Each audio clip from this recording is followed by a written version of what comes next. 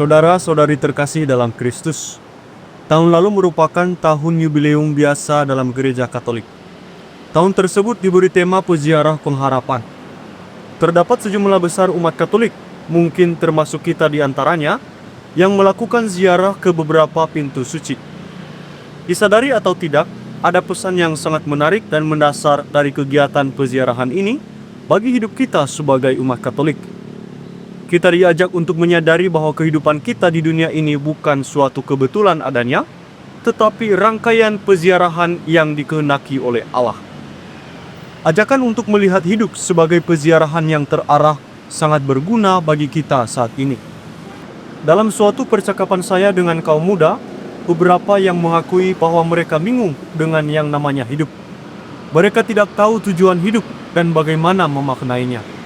Ternyata, di balik kesibukan yang terlihat, disadari atau tidak, ada kecenderungan menghindari pertanyaan, apa tujuan hidup saya? Apa makna hidup saya? Ketidakmampuan menjawab pertanyaan ini membuat sebagian orang merasa dibiarkan begitu saja oleh Tuhan. Atau dalam istilah kaum muda zaman sekarang, merasa di-ghosting oleh kita. Saudara-saudari terkasih, melalui bacaan esok hari, kita diajak menanggalkan kebingungan kita pada hidup. Hidup bukan sekadar rentetan peristiwa, bukan kutukan tetapi anugerah yang sangat berharga dari Sang Pencipta. Tuhan menciptakan dan tidak meninggalkan kita berjalan sendirian. Hal tersebut dicontohkan dalam bacaan pertama ketika Rasul Paulus mengingatkan Timotius bahwa kasih karunia, rahmat dan damai sejahtera dari Allah Bapa dan Yesus Kristus menyertainya.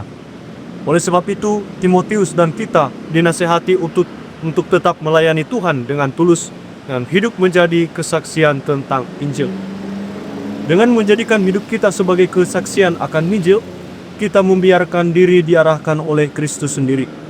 Senada dengan hal itu, bacaan Injil esok hari mengingatkan kita bahwa Tuhan membutuhkan pekerja-pekerja di kebun anggurnya. Dikatakan bahwa tuaian memang banyak tetapi pekerja sedikit.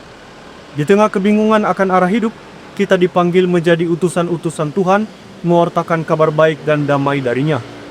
Kepada para utusan dinasihati, kalau kamu memasuki suatu rumah, katakanlah lebih dahulu, damai sejahtera bagi rumah ini. Dan jika di situ ada orang yang layak menerima damai sejahtera, maka salammu itu tinggal kepadanya. Tetapi jika tidak, salammu itu akan kembali kepadamu. Saudara-saudari terkasih, ajaran Kristiani membimbing kita pada pemahaman arti hidup yang nyata di dunia ini. Bukan tentang sesuatu yang berada di kejauhan atau ketinggian, bukan tentang gagasan yang rumit, tetapi Paus Fransiskus mengajak kita bahwa menjadi orang Kristiani bukanlah hasil dari pilihan etis atau gagasan mulia, melainkan perjumpaan dengan suatu kejadian, seseorang yang memberikan cakrawala baru dan arah yang menentukan dalam hidup. Marilah kita menciptakan hidup yang terarah melalui pelayanan sebagai murid Kristus. Semoga Tuhan memberkati.